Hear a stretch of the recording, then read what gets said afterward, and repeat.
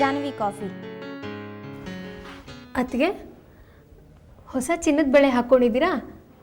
ಯಾವಾಗ ತಗೊಂಡ್ರಿ? ಇಲ್ಲ ಜಾನ್ವಿ, ಹಳೆ ಬಳೆನೇ.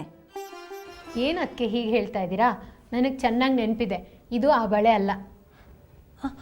ಹಾಂ, ಹೌದು. ಅದು ನನಗೆ ಹಳೆ ಡಿಸೈನು ಬೇಜಾರಾಯಿತು ಅಂತ ಹಳೆ ಬಳೆ ಕೊಟ್ಬಿಟ್ಟು ಹೊಸ ಬಳೆ ತೊಗೊಂಡೆ. ಇಷ್ಟು ದಿನ ಆ ಬಳೆನೇ ಇತ್ತಲ್ವಾ, ಅದೇ ಇನ್ನೂ ಇದೆ ಅಂತ ಹಾಗಂದೆ ಅಷ್ಟೆ. ಹೌದಾ? ಅದಕ್ಕೆ ತೋರಿಸಿ ನೋಡೋಣ. ಚೆನ್ನಾಗಿದೆ ಅಲ್ವಮ್ಮ?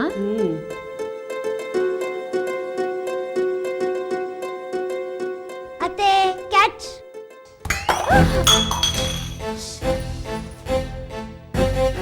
ಏನೋ ನೀನು ಎಷ್ಟೆಲ್ಲ ಹೇಳಿದ್ದೆ ನಿಂಗೆ ಹೊರಗಡೆ ಆಟಾಡಬೇಕು ಅಂತ. ಬಾಯ್ಲಿ, ಯಾವಾಗಲೂ ಹೀಗೆ ಹೇಳಿದ ಮಾತು ಒಂಚೂರು ಕೇಳಲ್ಲ. ಹೋಗ್ಲಿ ಬಿಡಮ್ಮ, ಅವನಿಗೆ ಗೊತ್ತಾಗ್ಲಿಲ್ಲ. ಅತ್ತೆ, ಇದನ್ನು ವರ್ಷದಿಗೆ ಬಟ್ಟೆ ತಂದ್ಬಿಡ್ತೀನಿ.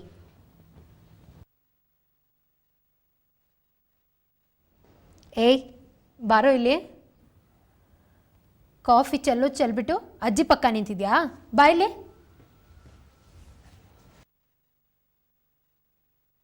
ಯಾವುದು ಈ ಹೊಸ ಬಾಲು? ನಿನ್ನೆ ಅಮ್ಮನ ಜೊತೆ ಸೇಟು ಅಂಗಡಿಗೆ ಹೋಗಿದ್ನಲ್ಲ, ಅದ್ರ ಪಕ್ಕದ ಅಂಗಡಿಲೇ ಈ ಬಾಲ್ ತಗೊಂಡಿದ್ದು. ಏ ಅಜಯ್, ಹೋಗಿ ಆಟಾಡ್ಕೊ ಹೋಗು. ಹೋಗು. ಸೇಟು ಅಂಗಡಿನ? ಯಾಕತ್ಗೆ? ಇಲ್ಲಪ್ಪ, ನಾನು ಯಾಕೆ ಅಲ್ಲಿಗೆ ಹೋಗ್ಲಿ? ಅತ್ತಿಗೆ,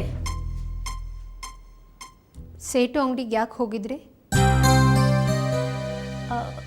ಅದು ಅದು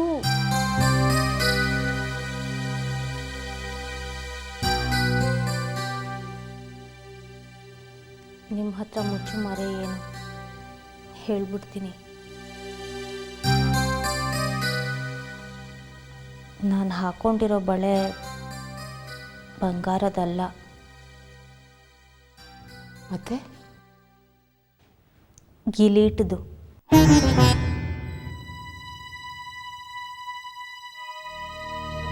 ನನ್ನ ಹತ್ರ ಇದ್ದಿದ್ದ ಬಂಗಾರದ ಬಳೆನ ಗಿರ್ವಿ ಇಡೋದಕ್ಕೆ ನೆನ್ನೆ ಸೇಟು ಅಂಗಡಿಗೆ ಹೋಗಿತ್ತು.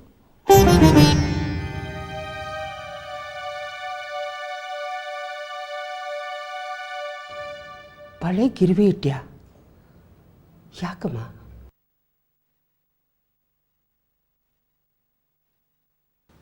ಅಜಯ್ ಸ್ಕೂಲ್ ಅಡ್ಮಿಷನ್ಗೆ ದುಡ್ಡು ಕಡಿಮೆ ಬಂತು, ಅದಕ್ಕೆ ಬಳೆನ ಗಿರ್ವಿ ಇಟ್ಟು 10,000 ರೂಪಾಯಿ ತಂದೆ. ಅದಕ್ಕೆ ಅಣ್ಣಂಗೆ ಈ ವಿಷಯ ಗೊತ್ತಾ? ಇಲ್ಲ, ಗೊತ್ತಿಲ್ಲ.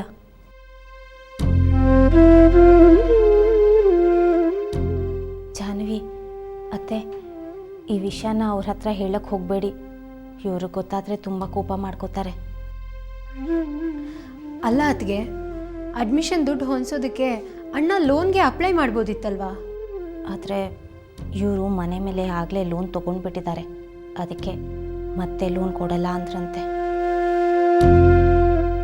ಅಣ್ಣ ಬಂದಾಗ ಸೂರ್ಯಕಾಂತಿ ಬೀಜದ ಮಾರಾಟದಲ್ಲಿ ದುಡ್ಡು ಬಂತು ಅಂತ 30,000 ರೂಪಾಯಿ ಕೊಟ್ಟು ಹೋದ. ಪಾಪ ಅವನ ಮನೆ ರೆನೋವೇಷನ್ಗೆ ಅಂತ ಇಟ್ಕೊಂಡಿದ್ದ ದುಡ್ಡು ಸ್ವಲ್ಪನೂ ಇಟ್ಕೊಳ್ದೆ ಎಲ್ಲ ಕೊಟ್ಬಿಟ್ಟ. ಇವ್ರಿಗೆ ಉಳಿದಿರೋ ಹಣ ಹೊಂದಿಸೋದಕ್ಕೆ ಕಷ್ಟ ಆಗ್ತಾಯಿತ್ತು. ನನ್ನ ಬಳೆಗೆ ಗಿರ್ವಿ ಇಡೋಣ ಅಂದಿದ್ದಕ್ಕೆ ಸಿಟ್ಟು ಮಾಡಿಕೊಂಡು ಬೈದೇ ಬಿಟ್ರು. ನಿಂತು ಅವ್ರ ಮನೇಲಿ ಕೊಟ್ಟಿರೋದನ್ನ ಯಾಕೆ ಕಳ್ಕೊತೀಯ ಅಂತ. ನೀವೇ ಹೇಳಿ ಅತ್ತೆ, ಹಣ ಎಲ್ಲಿಂದ ತರೋದು? ಇವ್ರಿಗೆ ಹೇಳಿದ್ರೆ ಅರ್ಥನೇ ಮಾಡ್ಕೋತಾ ಇಲ್ಲ. ಅದಕ್ಕೆ ಇವ್ರಿಗೆ ಹೇಳ್ದೆ ಸೇಟು ಅಂಗಡಿಗೆ ಹೋಗಿ ಬಳೆನ ಗಿರ್ವಿ ಇಟ್ಬಿಟ್ಟೆ. ಅತ್ತಿಗೆ, ಈಗ ಅಣ್ಣನ್ಗೆ ಏನು ಹೇಳ್ತೀರಾ? 10,000 ರೂಪಾಯಿ ಎಲ್ಲಿಂದ ಬಂತು ಅಂತ ಕೇಳಿದ್ರೆ? ಅಣ್ಣ ಊರಿಗೆ ಹೋದ್ಮೇಲೆ ಫೋನ್ ಮಾಡಿದ್ದ, ದುಡ್ಡಿದ್ರೆ ಕಳಿಸಿರು ಅಂತ ನಾನೇ ಕೇಳಿದೆ ಅಂತ ಹೇಳ್ತೀನಿ. ಜಮ್ನ,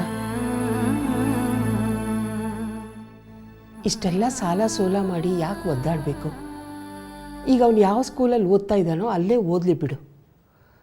ಮುಂದೆ ಯಾವಾಗಲಾದರೂ ದುಡ್ಡಿದ್ದಾಗ ಅದೇ ಸ್ಕೂಲಿಗೆ ಆ ಸ್ಕೂಲ್ನಲ್ಲಿ ಚೆನ್ನಾಗಿ ಪಾಠ ಮಾಡಲ್ಲ ಅತ್ತೆ.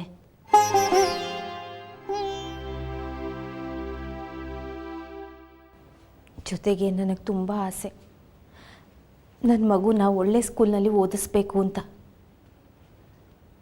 ನಾನು ಚಿಕ್ಕವಳಾಗಿದ್ದಾಗ ಒಳ್ಳೆ ಸ್ಕೂಲ್ನಲ್ಲಿ ಓದಬೇಕು, ಇಂಜಿನಿಯರ್ ಆಗಬೇಕು ಅಂತ ತುಂಬ ಆಸೆ ಇಟ್ಕೊಂಡಿದ್ದೆ.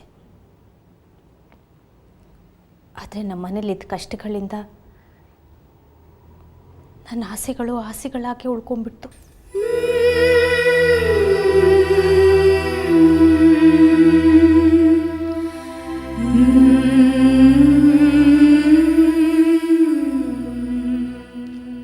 ಅದಕ್ಕೆ ಅತ್ತೆ, ಈಗ ನನ್ನ ಮಗ ಅದು ಒಳ್ಳೆ ಸ್ಕೂಲ್ನಲ್ಲಿ ಓದಿ ಇಂಜಿನಿಯರ್ ಆಗಬೇಕು ಅಂತ ನನಗಾಸೆ.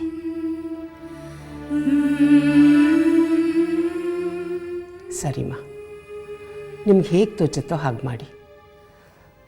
ಮೊದಲೇ ಈ ಮನೆ ಸಾಲ, ದೇವು ಓದಿನ ಸಾಲ ಇದೆಯಲ್ಲ, ಇನ್ನೂ ಯಾಕೆ ಸಾಲ ಮಾಡಿ ಒದ್ದಾಡಬೇಕು ಅಂತ ಹಾಗೆ ಹೇಳಿದೆ ಅಷ್ಟೆ. ಬೇಜಾರು ಮಾಡ್ಕೋಬೇಡ. ನನಗೇನು ಬೇಜಾರಿಲ್ಲ ಅತ್ತೆ. ಆ ಬಳೆನ ಹೇಗೆ ಬಿಡಿಸ್ಕೊಂಡು ಬರ್ತೀರಾ ಅದಕ್ಕೆ? ಪ್ರತಿ ತಿಂಗಳು ಸ್ವಲ್ಪ ಸ್ವಲ್ಪ ದುಡ್ಡು ಕೊಡ್ತಾ ಬರೋದು, ಹಾಗೆ ಸಾಲ ತೀರಿದ್ಮೇಲೆ ಬಳೆ ಬಿಡಿಸ್ಕೊಂಡು ಬರೋದು ಅಂತ ಯೋಚನೆ ಮಾಡಿದ್ದೀನಿ. ನೋಡಬೇಕು ಹೇಗಾಗುತ್ತೋ.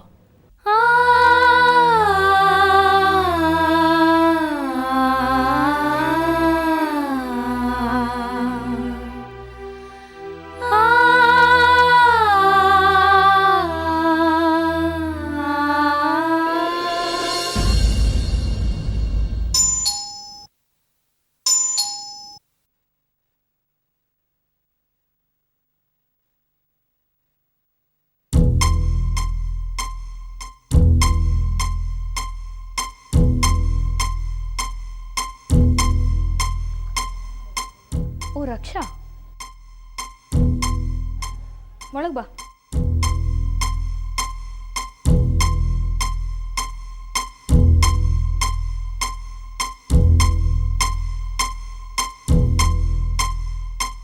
ಕೂತ್ಕೋ. ಹೇಗೆ ನಡೀತಾ ಇದೆ ನೀನು ಓದು? ಚೆನ್ನಾಗಿ ನಡೀತಿದೆ. ಏನು ಬಂದಿದ್ದು?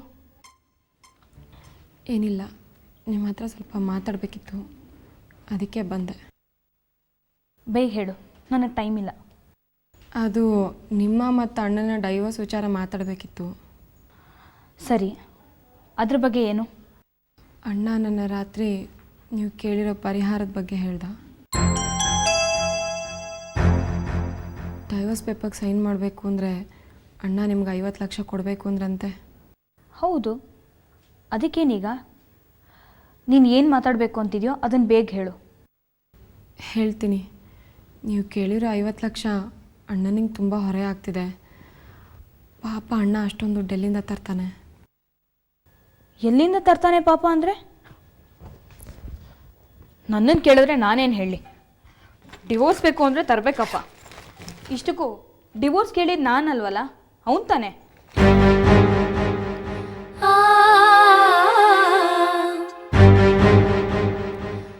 ನೀವೇ ಯೋಚನೆ ಮಾಡಿ ಅತ್ತಿಗೆ, ನಮ್ಮ ಸ್ಥಿತಿ ನಿಮಗೂ ಗೊತ್ತು. ಅಣ್ಣ ಈಗ ಅಷ್ಟೊಂದು ದುಡ್ಡು ಹೊಚ್ಚೋದು ಕಷ್ಟ ಆಗುತ್ತೆ. ಈಗಾಗಲೇ ನನ್ನ ಓದು, ಶಶಾಂಕನ ಓದಿನ ಜವಾಬ್ದಾರಿ ಹೊತ್ಕೊಂಡಿದ್ದಾನೆ. ಆಮೇಲೆ ಅಮ್ಮಂಗೆ ಆಪ್ರೇಷನ್ ಆಗಿರೋ ಸಾಲನೂ ತೀರಿಸ್ತಾ ಇದ್ದಾನೆ. ಅಣ್ಣಂಗೆ ಬರೋ ಸಂಬಳದಲ್ಲಿ 3/4 ಭಾಗ ಸಾಲ ತೀರ್ಸೋಕೆ ಹೊಟ್ಟೋಗುತ್ತೆ. ಇನ್ನು 50 ಲಕ್ಷ ಅಂದರೆ ನೋಡು, ನಾನು ಹಿಂಗಾಗಲೇ ಹೇಳಿದ್ದೀನಿ. ನನ್ನನ್ನು ಎಮೋಷ್ನಲ್ ಬ್ಲ್ಯಾಕ್ ಮೇಲ್ ಮಾಡೋಕ್ಕೆ ಟ್ರೈ ಮಾಡ್ತಾ ಇದೆಯಾ? ಹಾಗಲ್ಲ.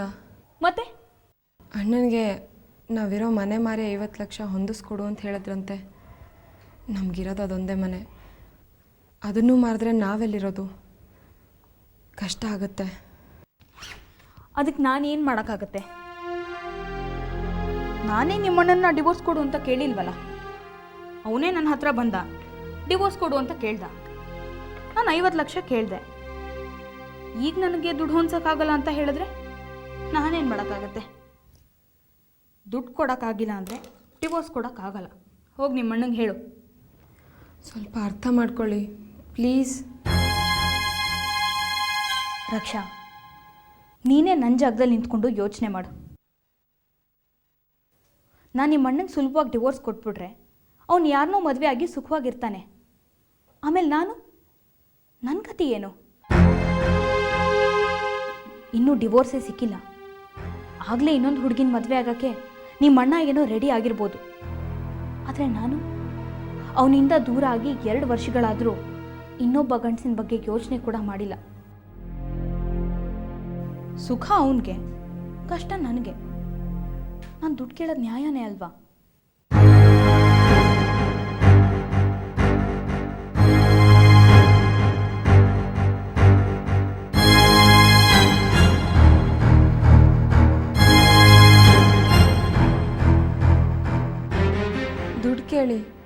ದುಡ್ಡು ಕೇಳಬೇಡಿ ಅಂತ ನಾನು ಹೇಳ್ತಾ ಇಲ್ಲ, ಆದರೆ 50 ಲಕ್ಷ ತುಂಬ ಜಾಸ್ತಿ ಆಯಿತು. ಏನು ಚೌಕಾಸಿ ಮಾಡೋದಕ್ಕೆ ಬಂದಿದ್ಯಾ? ನೋಡು ರಕ್ಷಾ, ನಾನು ತುಂಬ ಸ್ಟ್ರೇಟ್ ಫಾರ್ವರ್ಡ್. ನಿಮ್ಮ ಅಣ್ಣನ್ನ ಅಷ್ಟು ದುಡ್ಡು ಕೇಳೋದಕ್ಕೆ ನನಗೆ ಬೇಕಾದಷ್ಟು ಕಾರಣಗಳಿವೆ.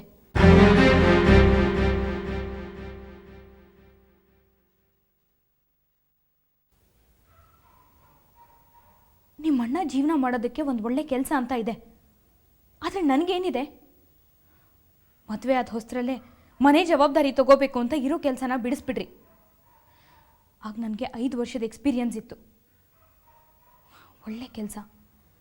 ಅದರಲ್ಲೇ ನಾನು ಕಂಟಿನ್ಯೂ ಮಾಡಿದ್ದಿದ್ರೆ ಇಷ್ಟೊತ್ತಿಗೆ ನಾನು ಒಳ್ಳೆ ಪೋಸ್ಟ್ಗೆ ಪ್ರಮೋಟ್ ಆಗ್ತಿದ್ದೆ. ಆದರೆ ಈಗ ನನ್ನ ಹತ್ರ ಕೆಲಸ ಇಲ್ಲ, ಯಾರ ಸಪೋರ್ಟೂ ಇಲ್ಲ. ನಿಮ್ಮ ಅಣ್ಣ ನನ್ನಿಂದ ದೂರ ಆಗಿ 2 ವರ್ಷ ಆಯಿತು. 2 ವರ್ಷ ನನ್ನ ಖರ್ಚು ನೋಡ್ಕೊಳ್ಳೋಕ್ಕೆ ಯಾರು ಬಂದಿದ್ರು? ಯಾರೂ ಇಲ್ಲ. ನಾನೇ ದುಡ್ಕೊಳ್ಳೋಣ ಅಂದರೆ ಈಗ ನನಗೆ ಯಾರು ಕೆಲಸ ಕೊಡ್ತಾರೆ? ಈಗ ನಿಮ್ಮ ಅಣ್ಣನ ಹತ್ರ 50 ಲಕ್ಷ ಕೇಳದೆ ಹೋದರೆ ನನ್ನ ಜೀವನ ಹೇಗೆ ನಡೆಯೋದು?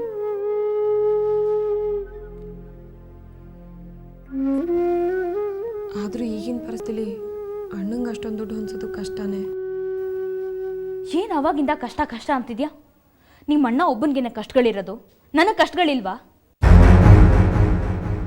ಅದೂ ಅಲ್ಲದೆ ನಿಮ್ಮ ಅಣ್ಣನ ಹೆಂಡತಿಯಾಗಿ ನಾನು ಅನುಭವಿಸಿರೋ ಕಷ್ಟಗಳ ಮುಂದೆ ಈಗ ಕೇಳ್ತಾ ಇರೋ 50 ಲಕ್ಷ ಏನೂ ಅಲ್ಲ.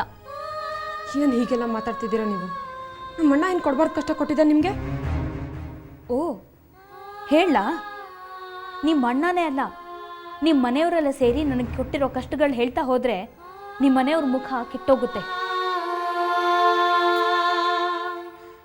ನನಗೀಗಲೂ ನೆನಪಿದೆ, ನಿಮ್ಮಣ್ಣ ನಿಮ್ಮ ಮನೆಯವರು ನನಗೆ ಕೊಡ್ತಿದ್ದಿದ್ದ ಮಾನಸಿಕ ಹಿಂಸೆಗಳನ್ನ ನೆನೆಸ್ಕೊಂಡ್ರೆ ಮೈ ಪರ್ಚ್ಕೊಳ್ಳೋ ಹಾಗಾಗತ್ತೆ.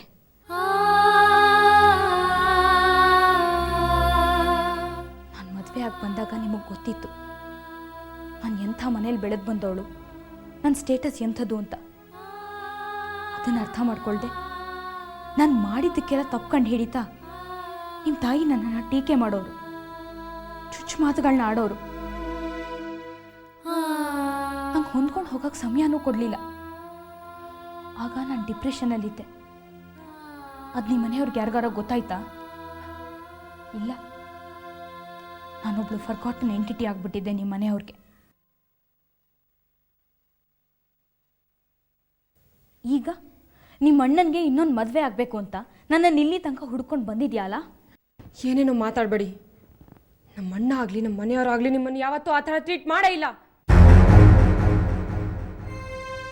ನಿಮಗೆ ನಾವು ಮಿಡಲ್ ಕ್ಲಾಸ್ ಅಂತ ಗೊತ್ತಿದ್ರು ನಮ್ಮ ಅಣ್ಣನ ಒಪ್ಪಿ ಮದುವೆ ಆದ್ರಿ. ಯಾರು ನಿಮಗೆ ಮದುವೆ ಆಗಂತ ಹೇಳಿದ್ದು? ನಾವು ನಿಮಗೆ ಕಾಲಾವಕಾಶ ಕೊಡಲಿಲ್ಲ ಅಂತ ಹೇಳಿದ್ರಲ್ಲ, ನೀವು ಯಾವತ್ತಾದ್ರೂ ಮನೇಲಿದ್ರೆ ತಾನೇ?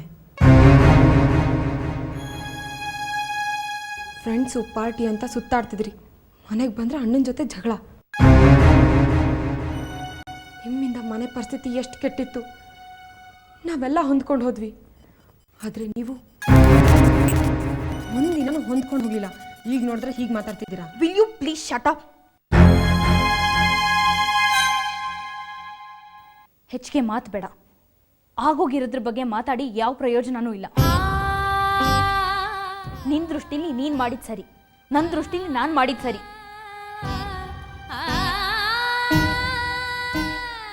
ಹೋಗಿ ನಿಮ್ಮ ಅಣ್ಣಂಗೆ ಹೇಳು, ರಾಯಭಾರ ಕಳಿಸಿದಾನಲ್ಲ. Please get out. ಔಟ್.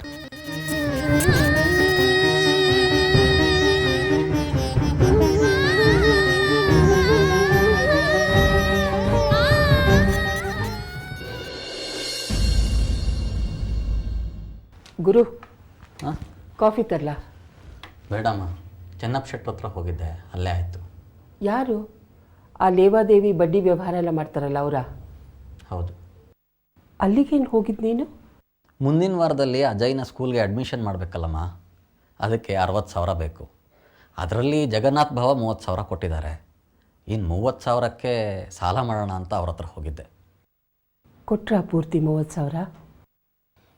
ಇಲ್ಲ ಅಮ್ಮ, ಈ ತಿಂಗಳು ಕೊನೆಯಲ್ಲಿ ಅವ್ರ ಮಗಳು ಮದುವೆ ಇಟ್ಕೊಂಡಿದ್ದಾರೆ. ನಮ್ಮ ಮೇಲೇನೋ ನಂಬಿಕೆ ಇಲ್ಲ ಅನ್ನೋಕ್ಕಾಗಲಿಲ್ಲ, ಅವ್ರಿಗೆ 20,000 ಕೊಟ್ಟರು.